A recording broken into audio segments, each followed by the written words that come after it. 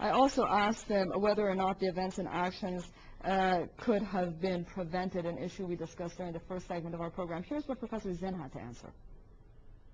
It could only have been prevented if the American people had resisted the propaganda and if there had been independent sources of information which would immediately get to the American people and cause them to think about what was the reason for 9/11. In other words, the American people had no source of information except the government and the mainstream press.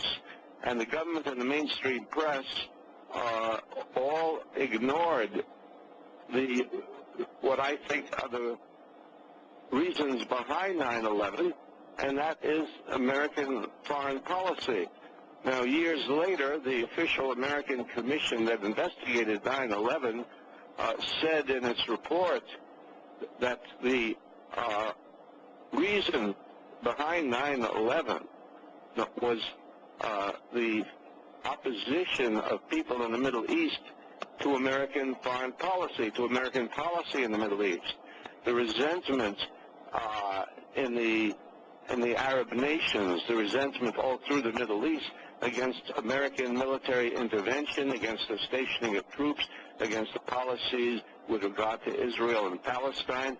The official report pointed that out, although that was buried in hundreds and hundreds of pages, of details about 9/11. But that only came years later.